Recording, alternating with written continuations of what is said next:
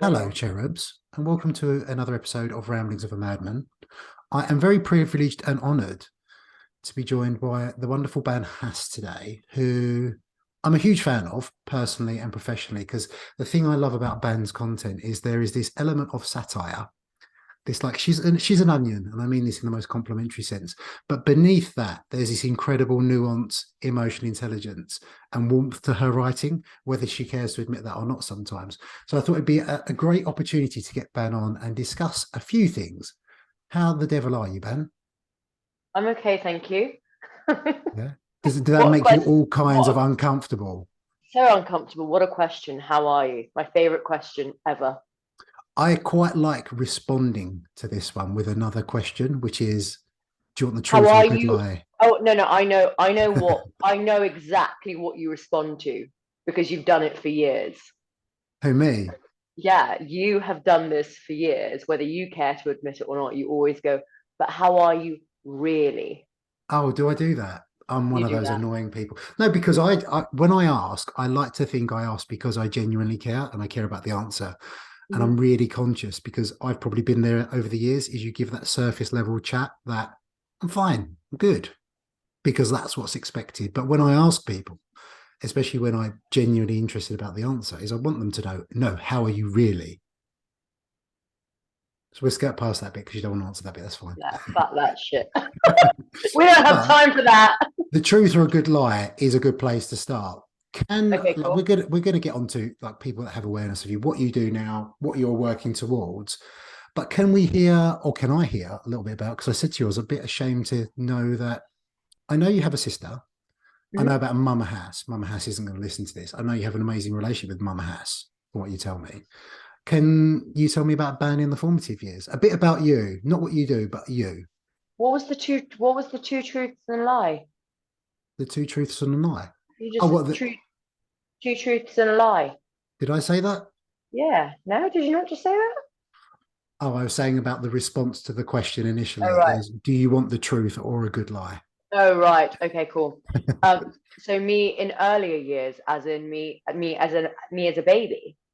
Well, I'd be impressed if you can remember that, but like the formative years of Ben, where did you grow up? Your Okay, mum, so your sister? yeah, sure. So one of those few people who lives in London who is actually was born and raised in London. Nothing to be proud about.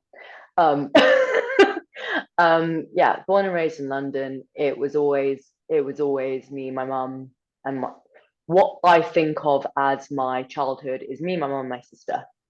Um, that's that wasn't the whole childhood, but that's what I remember as my childhood. Us three.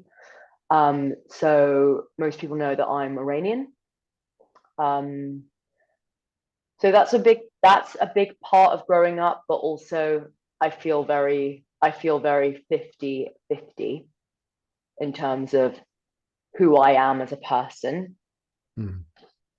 Um, Went to school, all that jazz, always lived in London, went to university, did European literature at university, um, I did not know which that. was did you not? Which was incredible, amazing. Had a very good social media free life at university. Was probably one of the last, I think, probably one of the last couple of years. I remember, yeah, social media was absolutely not a thing when I was at university, and it's something that me and my friends really talk about now, and how grateful we are, and how fucking fucked up we would have been if it Slightly was. terrifying, isn't it? Thinking about the next generation, especially if you're existed before Just social media. now, because I think we can all look at it and be like, we did have issues, but none, it would be so awful. It would have been so much worse if social media was in the picture, because none of us would have been like, oh, this doesn't affect us. Of course it wouldn't have. We were uploading photos to Facebook. Yeah. There's no different. It was just a very different way of working. It was less. It was everything was much slower. So all your gratification was a lot slower as well. It doesn't mean that we would have been like, above social media. We would have absolutely have played that game too. We would just not have enjoyed university we would not have enjoyed our university experience because of it, which I'm so happy I'm out of. A lot of people don't know that I actually found the gym very late. So I didn't even have gym life or that kind of thing for the first part of my years at university either, which again I'm grateful for. There was no one really paying particular attention to what they were eating or how they were exercising during my uni days. Anyhow, graduated from university, and then, like most graduates, didn't know what I wanted to do, so I went and worked in legal recruitment for about just under 3 years. I left that in 2014 to do my PT qualification, and then have been a PT ever since. And then in 2020, I started my master's to start my psychotherapy training to become a psychotherapist. And you're tail end of that now, and delighted about it from what you tell me. I mean, we're not at the delighted about it stage yet. But it's funny because everyone keeps saying to me, "Oh my God, it went so quickly," and I'm like, "Really? Did it? Did it really? It might have went quite quickly." So yeah, I will graduate. I guess spring in 2023. So yeah, a couple of months left. Amazing. Ben, you spoke about your formative years growing up Iranian, but you said 50-50. And I wanted to just ask you about that, because that's something that spoke to me. Because did you grow up around any other Iranian families? No, no. So I haven't grown up around Iranian families. I didn't even really have Iranian friends. I have very few Iranian friends now. I have like one Iranian friend now, which randomly, and I, the most cynical person ever who doesn't believe in this shit, but you're gonna like fall off your chair. But I do believe that some things happen sometimes, and they are just meant to fucking happen. Oh, look at your face. It's only because I'm going to say, are you going to tell me to read The Secret? No, fuck that. Fuck off. Are you going to tell me about the law of attraction? Stop it. Don't make me sick. Don't make me want to gag. But I do, like, some things are just too fucking weird when they happen. And it's just a bit more to me than coincidence. Anyhow, we're not going to go down that road because this is going to be misinterpreted massively. But basically, I remember when I was interviewing to do this course, on the list, it was the first stage was a group interview, and there was this name of this girl who I knew from college back in the day, an Iranian friend. Turns out she was doing the same interview. Turns out we were doing the same course, and it was just really, really bizarre. But that was my first, I guess, connection again. I felt very connected. I feel very, very connected to the culture, to the in-jokes, to the, me and my sister when we're talking Farsi. A lot of it, yes, is taking the piss out of your parents in a different language. It is that, but it's just this way of being and this way of living and this real, we call it garm. That's the exact translation in Farsi. And it's this warmth that you feel when you're connected to certain people and a culture. Growing up, it was just about circumstances that I didn't really have Iranian friends. But I went to Iranian Saturday school all my childhood. My mum was like, you're gonna learn how to write in Farsi and stuff. But yeah, I was brought up in like southwest London. It couldn't have been more of a white area.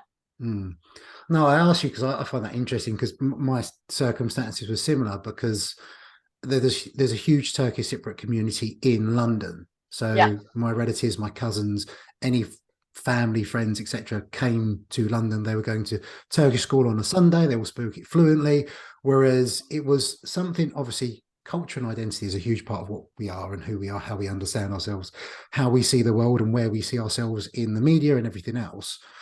But I never felt real connection to that until I spent more time around Turkish Cypriots, weirdly, even though I hadn't been exposed to it from a much younger age. I just wondered what influence that had on you, because you kind of feel like you've got one foot in either camp, but not really accepted by either.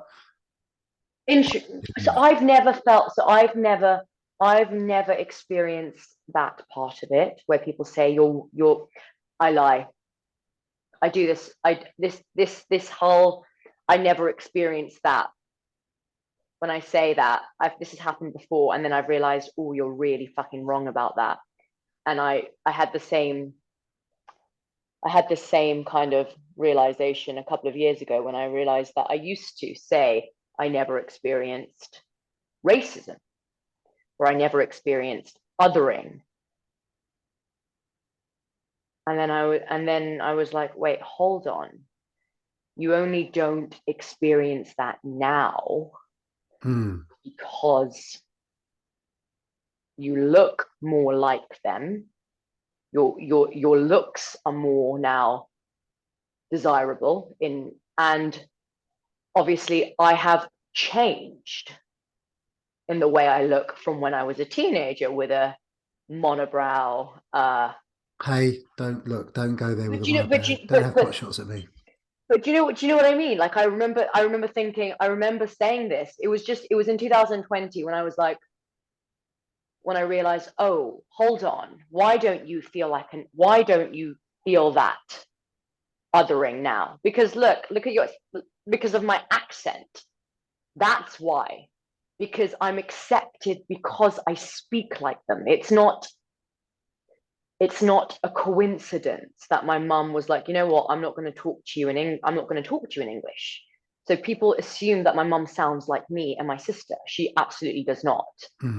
And it could be these things that makes me feel a bit more Iranian. So my mum's natural first language is Farsi. She'll speak to us in Farsi unless she's taking the piss out of us, and she'll speak to us in English. That's the go-to. It's all. Yeah. She'll literally mock me, my accent. My mother mocks me. I'm like, you created this. I'm sure you do plenty of mocking in return, or you have done over the years. Massively. But I mean, I guess that's why I probably feel a bit more connected.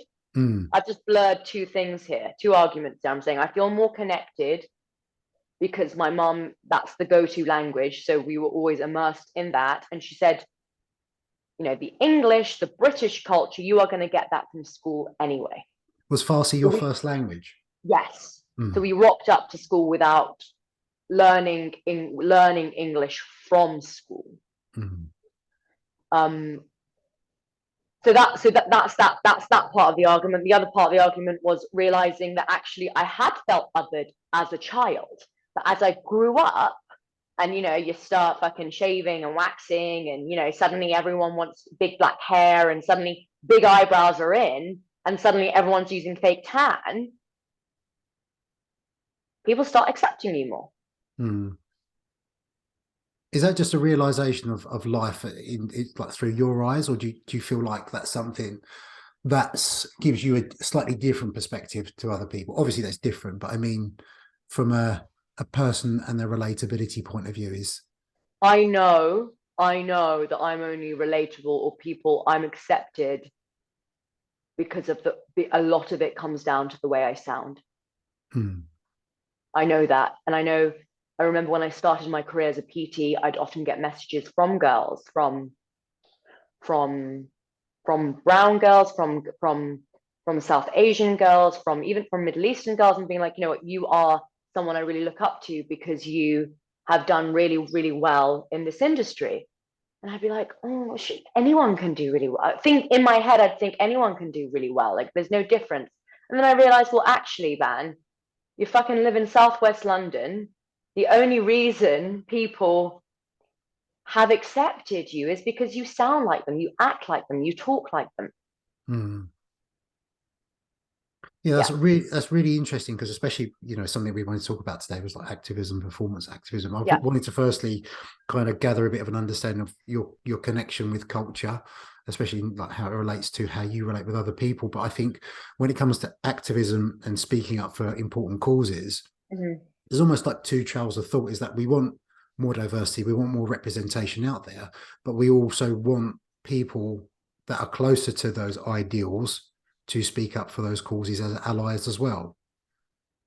It's a really it's Because like a what really you've difficult one. yeah, because what you've got that awareness there that you said, you know, how you've changed over the years, perhaps is why you fit in slightly, which is why when you talk about things like body image on social media, I think there's those true trail of thoughts like, what the hell are they doing talking about body image? Because I get similar. But I also think it's important if you are close to those body ideals to speak up for those things. But with that, maybe the platform and reach, you certainly have more than I do, is it is important also to elevate voices that aren't being represented, which I know you do a great job of. I used to. I'm completely irrelevant now on social media. We Irrelevant. can we can save that for another episode. I am completely I've never been more irrelevant. But Is that selective irrelevance, or is that apathy towards social no, media in general? I just feel like I think every year there's no point in me coming here and saying, I've taken a step back. I noticed that, 4 years ago, I was saying I've taken a step back from social media, right? Every year, that step back is just becoming more and more and more and more, to the Mm, point where now I was talking to someone about this. It's it's this account that's not really going anywhere. That's just, I lose the same followers and gain the same followers. That's just, nothing's really happening. It's it's neither a business account or a personal account, because I'm not giving any information away from my personal life, but I'm also not doing anything for my business. So it's just mm. this thing of, maybe I'll post, maybe I'll not post. Is that a nice position to be in then, though? Because It you used can to be maintain a healthy relationship with it. You don't rely on it. 100%. So it's 100% a really nice position to be in. And that's where I was with it. As I'm moving out of my degree and into my not final, I've got many more career changes in me, but another career change, I'm like, oh shit, am I going to need to use this? Mm, It's that, have I been so comfortable in the last couple of years that I haven't needed it? And has it become a bit of a, had I used it as an excuse right. to not actually have to do anything? Just this, oh, I've got my degree now. Oh, I just want my privacy, or blah blah blah blah. Have I kind of like the Fitzbos when they talk about self-care and self-love and all that shit? Have I literally just fooled my way into thinking this is for my mental health, and not Mm, really addressed what is actually going on? Is it anxiety provoking for you to put yourself out there? Is it because you don't feel like you've got anything good enough to say? Like, what is going on here? Because I'm starting to question whether it is all about, I have started questioning whether it is all about privacy and just wanting, I don't know, I think there might be a bit more than that. Again, what's another the tangent we've taken. No, that's fine. Sorry. No, don't apologize. What's the bit more than that? Because I think this does feed into it. Because I think when it comes to social media, is not necessarily, I don't think always that social media is inherently evil.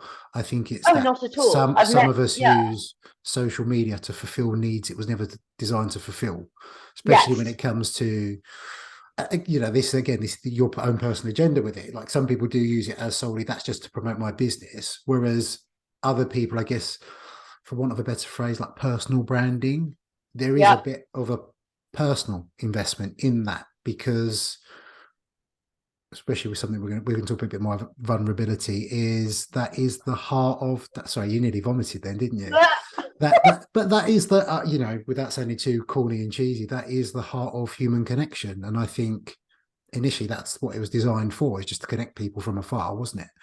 But I think when we talk about external validation and this self-deceptive way in which our brains work, which social media is perfect for, it does lead you to deceive yourself and kind of almost put on a performative element.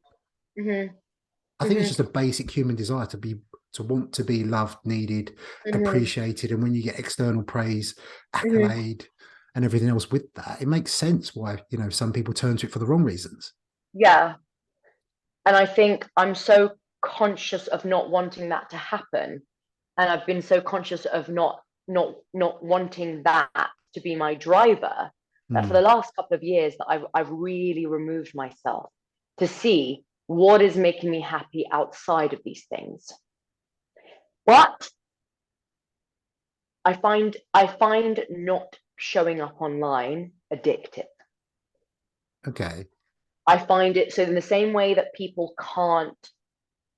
in the same way that some people can't stop being on social media, I find the hiding part really addictive.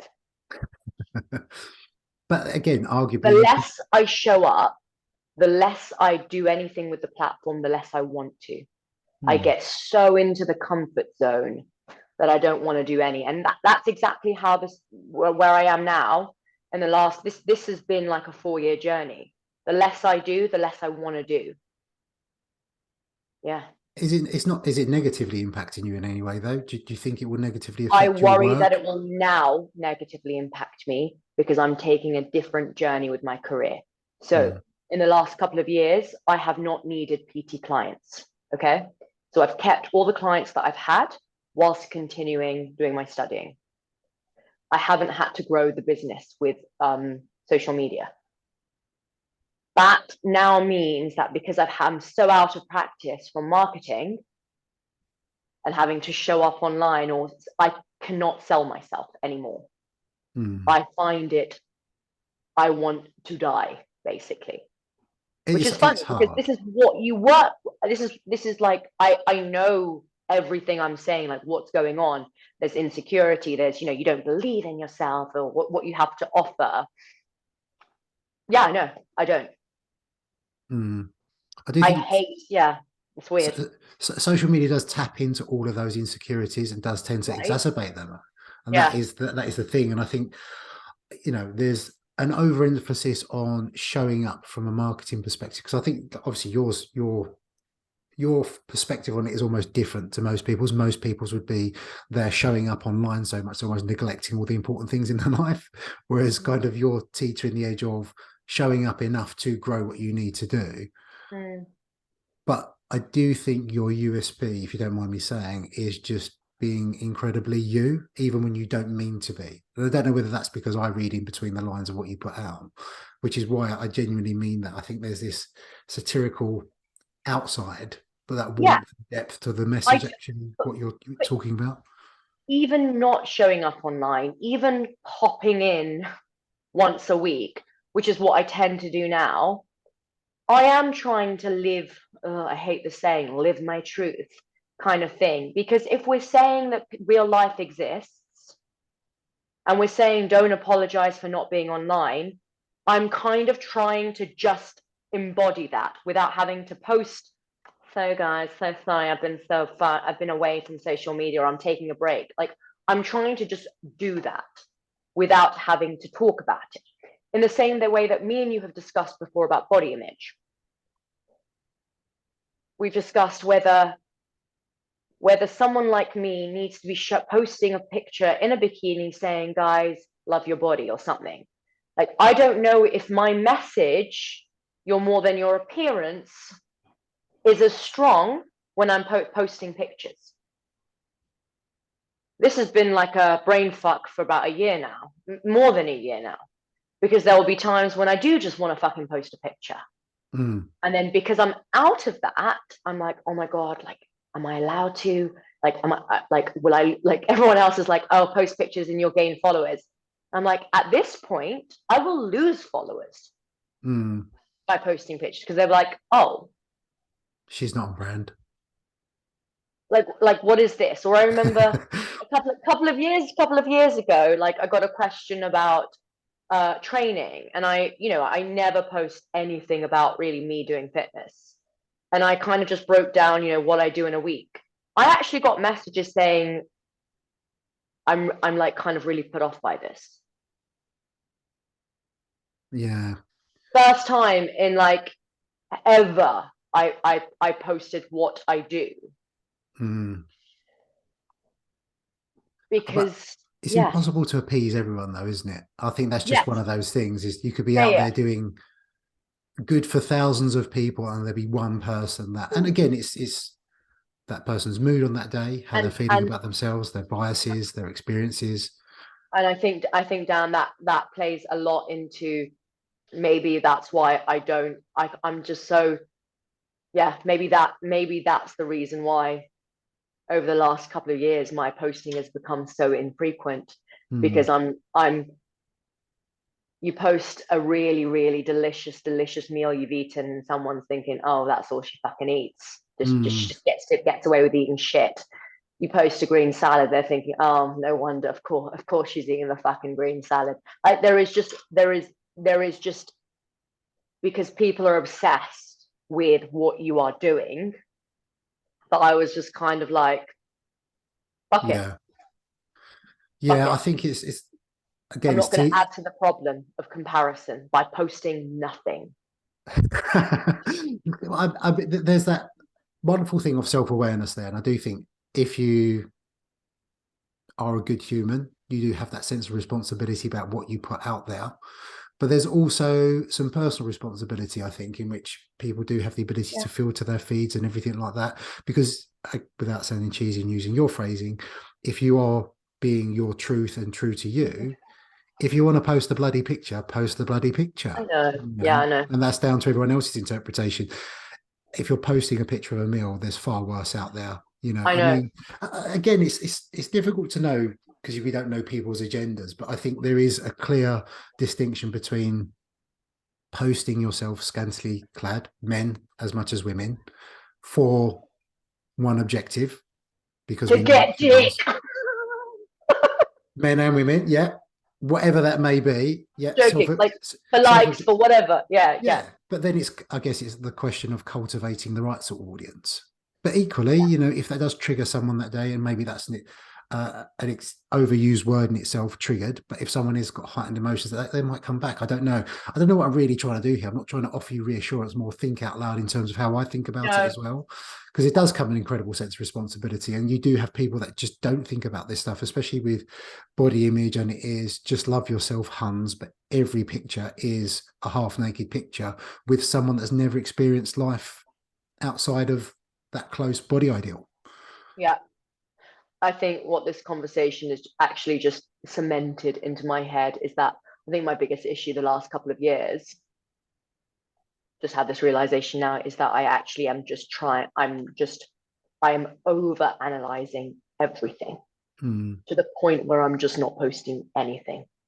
Hmm. So apparently I do give a fuck about what people think. Oh, you really I'm care. worried You because really care. I'm worried about their yeah, yeah, I'm worried about how it might affect them. And dare I say, that's the admirable, vulnerable side of you that is conscientious enough to care that much.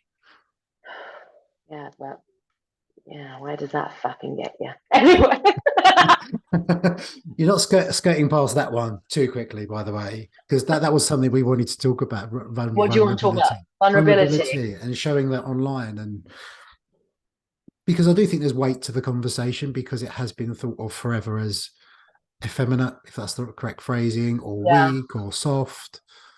But when, especially around mental health and something I know you're incredibly passionate about, is there does need to be an element of that, I think.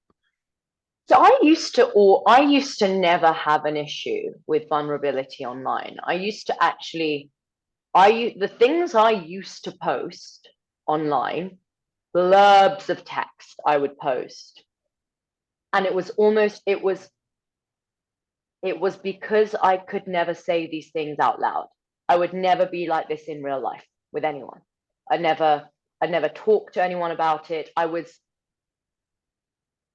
faux vulnerable. Like I'm much, I can show vulnerability a lot more through written content than I can speaking to a person. I'm much more vulnerable. This is just like the work I've done over the years, but I've realized I have a very different relationship with vulnerability in my relationships to between men and women. very happy to be vulnerable, very close to women. When it comes to men, it's very different. Can I ask you why? Online, Why? Can I ask you why? Is that okay? obviously, because obviously men are trash. We should get onto that uh, we should get onto that as well. Are you trying to antagonize me right now? No, I'm Yes, I joking. am. No, You won't um, get anything from me. well, and you won't get anything from me because, I no longer even subscribe to that thought. I was Mm, using that in jest. I remember 2 years ago when I was like, fuck, I don't even think this is the right thing anymore mm. to be saying men are trash. I actually don't think I don't even think I believe it.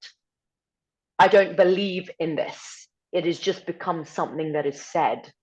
Yeah, I Again, think another tangent. We've gone down. no, We've gone no, down. because We've got so I think many branches. no, because I think this was on the initial list that I sent you actually, because it's Yeah. something that I have noticed, and I don't take that stuff personally.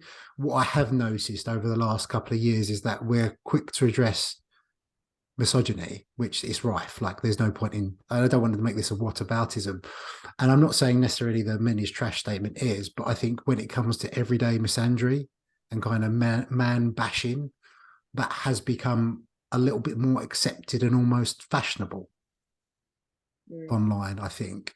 And don't get me wrong, there are plenty of problematic men out there, but I find as someone that does try to be a bit of an ally, does try to, stick up. I don't want to say stick up for women. No woman needs me to stick up for them, but champion women and the plight that they're going through is sometimes it can be misconstrued. And, like if you're inviting men to have a conversation or talking about men's issues as a woman, and a guy comes into the comments and then has a little bit of comment about it, not necessarily inflammatory, just adding to the conversation, and then someone immediately comments underneath, oh, is he mansplaining?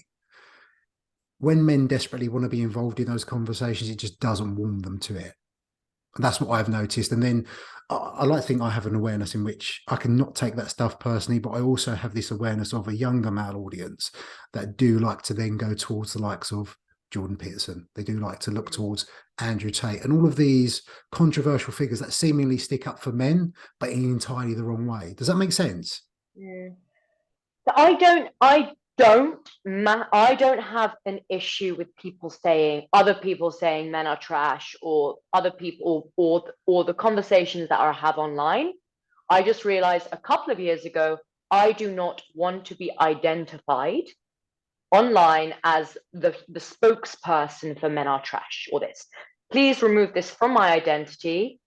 I don't want man hating as my fucking personality, because actually there's just, please stop giving men this much credit as well, that they're becoming my kind of thing. The There's so center of your many more. universe. Center of my universe, hating men. No, there's other things to do. I think, Dan, there's also the problem of just whitewashed feminism generally has just, it just makes me want to literally just rip out my skin, because all they fucking care about is getting equal to men anyway. And maybe that's played a part in me thinking, I'm bored. Mm, I'm literally bored of this conversation. And maybe as I'm progressing through my training, my career, maybe I'm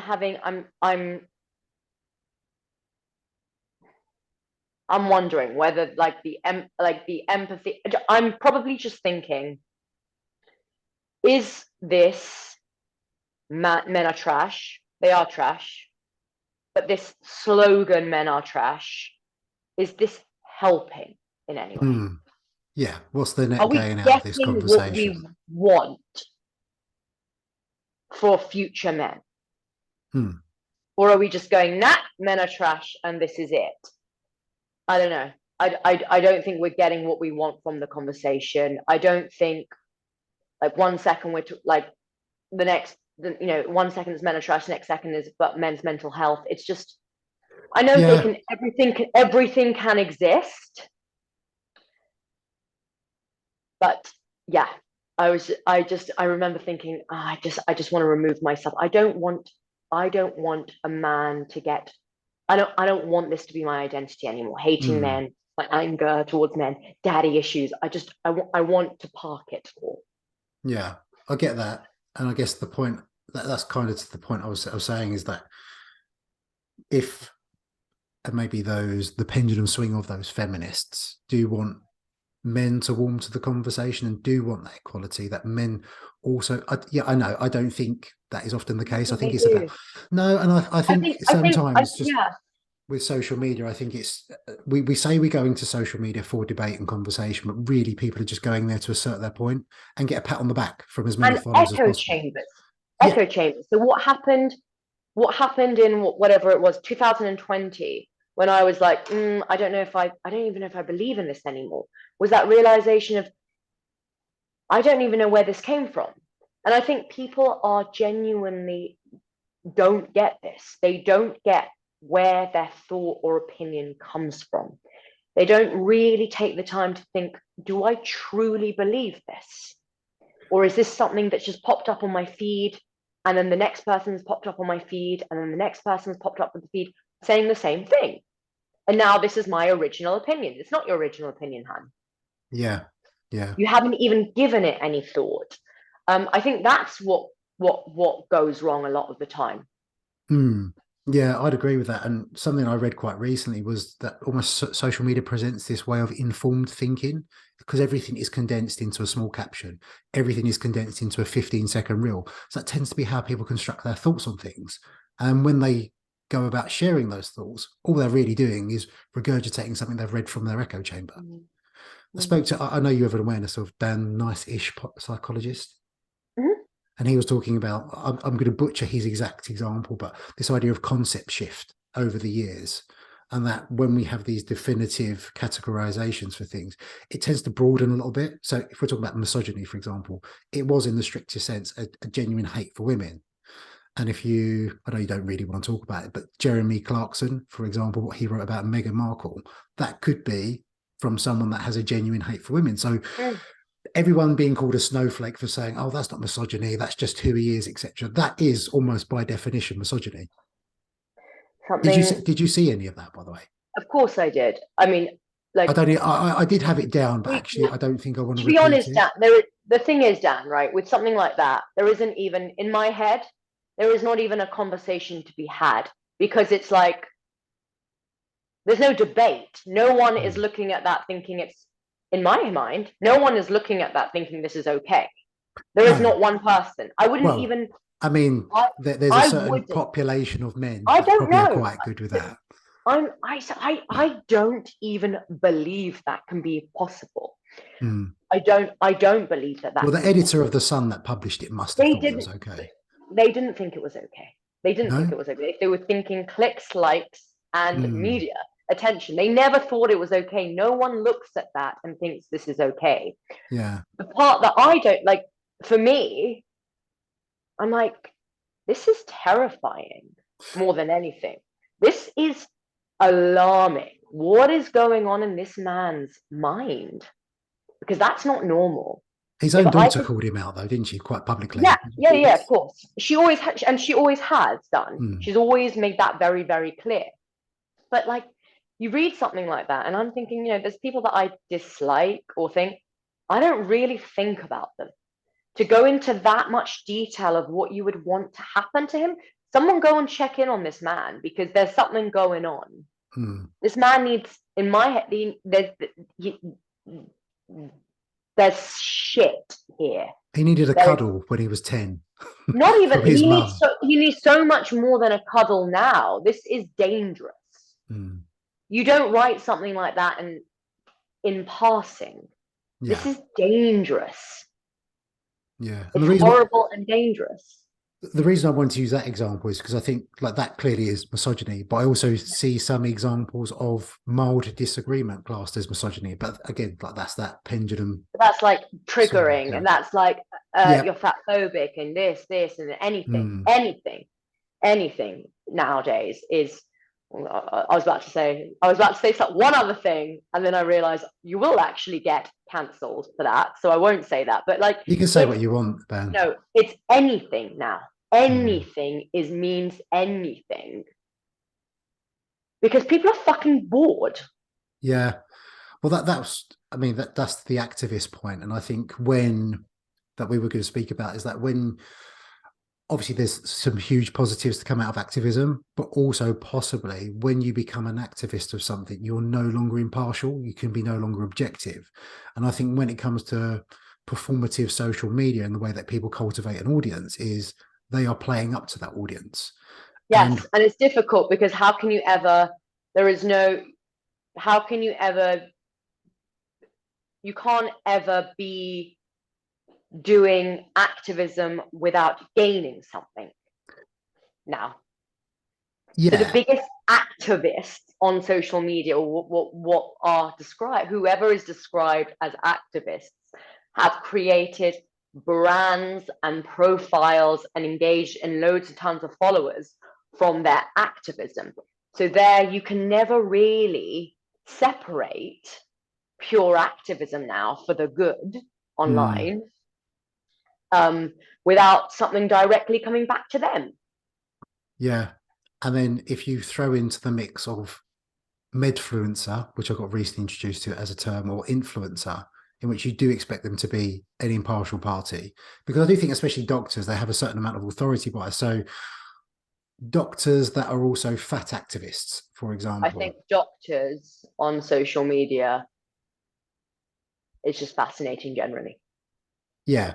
But specifically doctors that are fat activists, which there's no denying there is a huge amount of weight stigma, for example, something I experienced myself in my teens, going into the doctor's surgery with something totally benign, irrelevant, to be stuck on some scales and told you are fat, you need to lose weight, to not acknowledging any health benefits to anyone.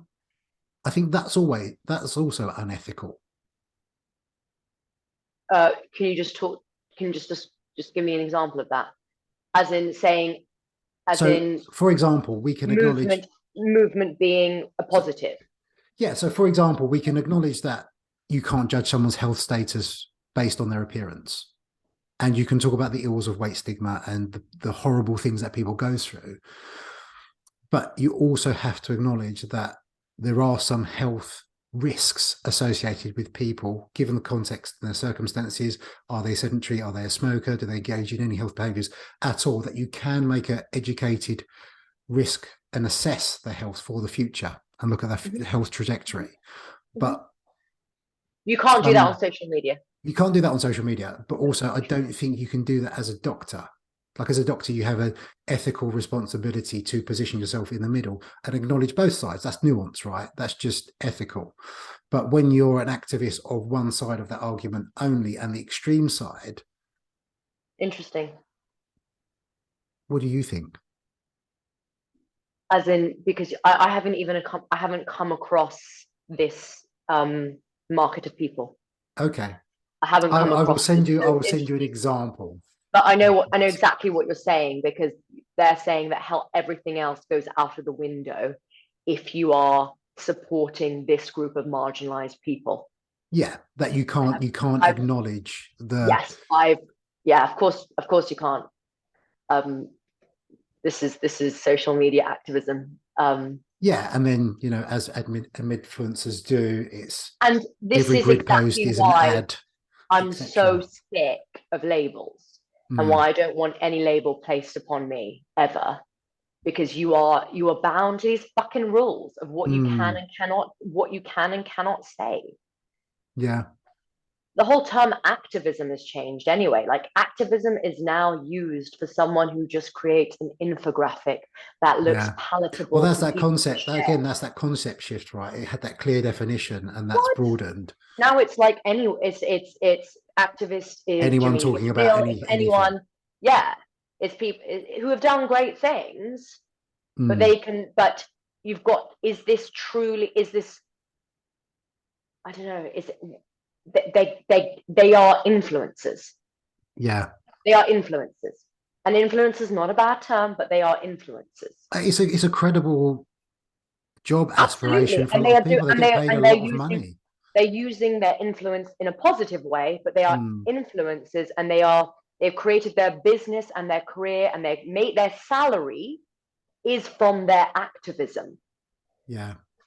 I think that's something just from an awareness standpoint is that I've got no Thank you. problem Yeah. with influencers' point of view, being influencer point of view, but I think it's just as long as people have the awareness that an influencer's job is to coerce you, shape you to buy a product or change the way in which you think. So when Yeah. you follow that person, they can't be entirely impartial because they have an agenda, whether it's Exactly. kickback, because really when people say, even like Fitzpo say discount code, it's a commission code. It's not a discount code, isn't it? It's not an altruistic, here's a code for you to have discount.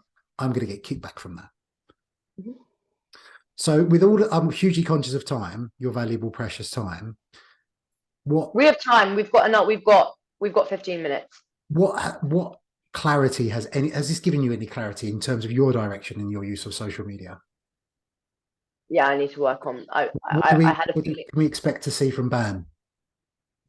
A rebrand. No, I don't know, but I need to. I think definitely once I graduate, I have stuff I need to work on my own insecurities about being seen. Hmm. I've opened acknowledged them in real life and in relationships. I've started working around my fear of being seen. I've never really put my finger on, oh wow, this is what's happening on social media too. Hmm. You don't, in the same way that you don't want to be seen in real life, by people you're dating, in relationships with, it's exactly the same thing happening on social media. The fear of Hmm. being seen. Do you feel like you've developed that I guess that protective mechanism and learned how to deal with it in life, and now you feel like perhaps you need to apply that to social media? Because actually, Um, what you've exactly how you've explained things there, I think there's huge elements of vulnerability, and even from how you describe how you post, like what would be the difference between you posting what you want to post, but also addressing these things in stories or in video, for yeah. example. What you That's mean, not me, actually? but yeah, that's not me offering you advice, by the way. I'm just trying to understand what the difference would be. Because What do you mean? I mean, you've just explained it to me. So how conscientious you are with what you put out there, but What also, actually describing this process that I've just yeah, described to you, putting that absolutely. online? Yeah, that you're conscious of other people's feelings, which I think Because is in the a same, in nice the human same, thing. oh, I don't know. Am I I don't making you know. feel uncomfortable now? No, no. I think it's that whole now because everyone is just spilling their guts with vulnerability online. I'm like, Hmm. oh, I'm so sick of this. There's other side to that as well. I think it's And called sad fishing. and it's vulnerability porn, sad fishing, and I Yes, think yeah, it's the yeah. same. It's the same thing, Dan. As I so don't want to be that, but now I'm like, Hmm. right, what is the most super? Can I do surface level stuff? There's just this. There's just such a disdain for something that I'm like, I'm gonna go the other way. Kind of like the fitness. Like everyone thinks that I don't like I'm this fitness hater or thing. I fucking love fitness. I love everything about fitness. You I'm like still accessibility to fitness because fitness should I'm be for still all. working in fitness. I'm still passionate. I'm still teaching classes. I still pretty I'm still fit myself because it's a part of my well-being. But I think I just got so sick of seeing it that I was like, I'm out of here. I'm done with this shit. Hmm. Yeah, So I'm and with you. I get that those feelings as is well. that is avoidant behavior. In the same way, again, this is not a podcast, Dan. This is a therapy session. Well, I didn't say that. You said that. I've unraveled so much about myself. This can't, I don't I even think this is not content for anyone. think it This has is. become, it's not, it's my therapy session. I Yeah, think it's great avoidant for thought, behavior. developing thought processes and understanding things. I'm glad it's helpful. Um, what did you want to ask about the what else were you going to talk about? The I don't. highlight reels. Yeah, loads of stuff. It doesn't matter though, because it just means you've We got to come have back and time. talk to me another We have time. time. I've got a dash soon as well, Okay, cool. but I do very much appreciate it. Ben, where can people go if you don't want them to see your social media content? Ban. It's really easy for someone who doesn't want to see me. Ban has across everything. Yeah. Thank you so much. If you have enjoyed this, and I think everyone would have taken something from that, please do like, subscribe, and just validate me, people, because everyone likes to feel wanted, love, needed. And it will be very much appreciated. And if nothing else, it's kind of done what it says on the tin. I called it Ramblings of a Madman. I take myself there. So until next time, thank you so much, Bam.